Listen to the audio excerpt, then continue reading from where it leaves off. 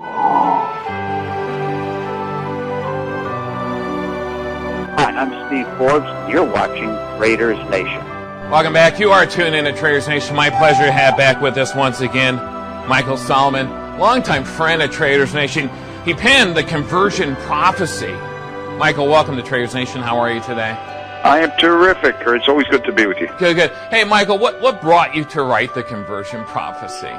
Well, I was giving some thought about terrorism and everything else, and then I wrote a paper a couple of years ago as an op-ed on the 4 ways to defeat a nation without the use of a military, politically, psychosocially, economically, and such. And I started thinking about the economic takeover and how you can destroy a country by economically taking it over. And then I realized that when I saw that Citibank was bought out for 4.9% of the stock by the Saudis for $13 billion in a loan, and then there was a hotel that was bought in Vegas, the Palms Hotel, by a Muslim family, which are totally against the covenants of the Quran, and a few other companies. And I'm saying to myself, what if they're systematically buying up a little bit here and a little bit there? Sure. So the premise of the story is basically how Disney bought the property in Orlando, where they opened up 100 little brokerage houses and bought up a little land here, a little land there. Yeah. Consolidated it. Now they own Orange County, Florida, and they control everything up there. Yeah.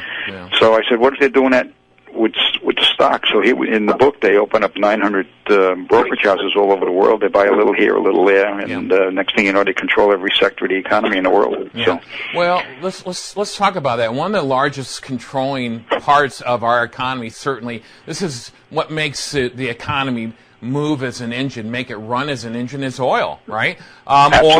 Oil dictates everything that we do on a daily basis. It tells us when to get up in the morning, where to go every day. I mean, it really dictates everything to us. So what if, for instance, United States has been drilling in the shale of Colorado. Certainly, it's important for us not to have dependencies outside the United States, right? We don't want to be at the mercy of foreign governments, and some of them are even hostile to us.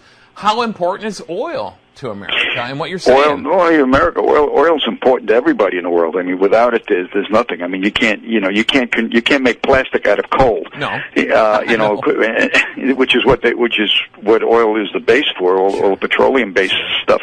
But the biggest thing is the United States has more oil under our property, under this country, including Alaska and offshore, than the Saudis and everybody in the Middle East has. We have enough oil to last 500-600 years based on our consumption. Since 1859, when the first oil derrick went up in Pennsylvania, we've only used 2 trillion barrels of oil since 1859. Okay. I mean, the world is using that every year now. Yeah. Because of technology. But, if we can become energy independent in America, then we can become the OPEC of the world. And we will never have to worry about countries that hate us selling us their oil.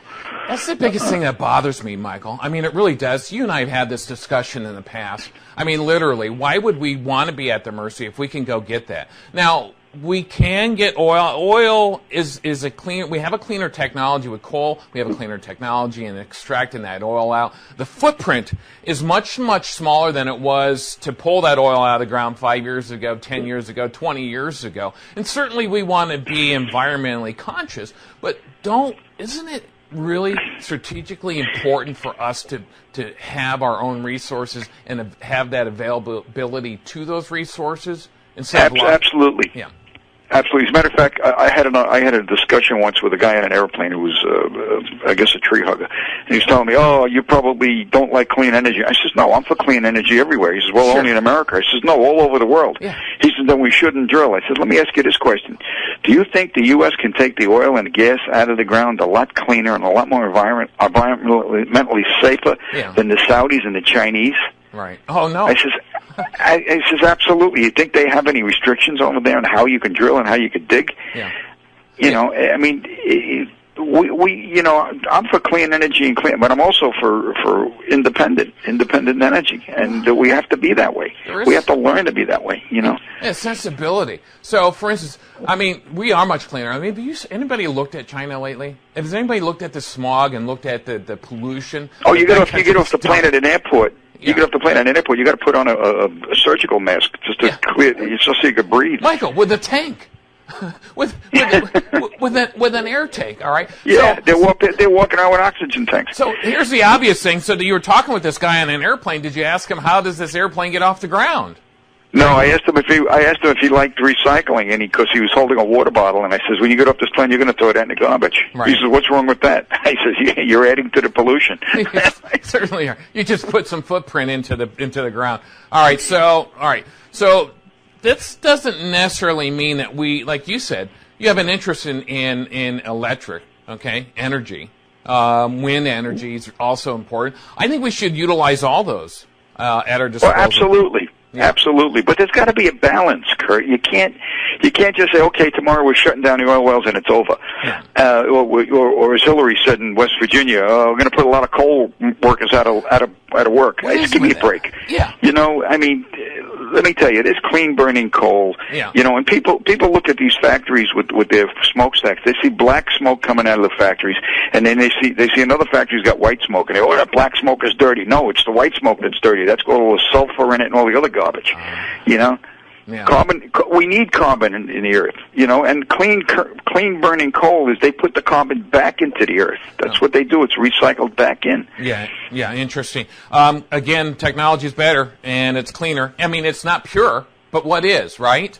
But what is, and we need all these energy resources. I don't think just because of oil it becomes a popular item under this administration, we should give up. Well, I'll tell you what. I'll give you one little thing about coal that a lot of people forget about. What? During World War II, Germany did something with coal through tropfish technology, where they actually took they took coal and they made clean burning gasoline out of it. Really? Yeah. Oh, yeah. You can look that up. It's called tropfish technology. I'm going to look that up. And yeah. I'm going to look that up, Michael. What's going on with the European Union since we're talking about Germany? Can the U.S. learn from the immigration problems that they got going on over there? Let's switch over to that.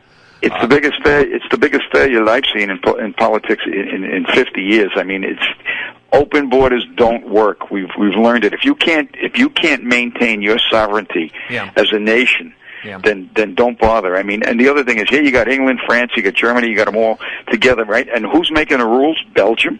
Yeah.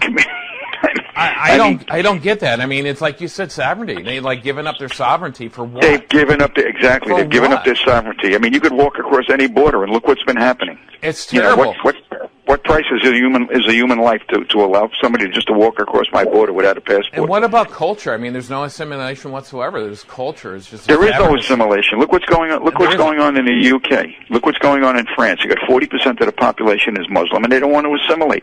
Yeah. It's Swiss tonight having problems over there now, and now look at them. They got hand grenades going off everywhere. Well, you know, we had Brexit. I think the next one you're going to see is Nexit. I think you're going to see the Netherlands backing out. Oh, okay. All right. That's my prediction. Tax reform, that's in the House and Senate. What do you think of that? Small business is going to gain from that?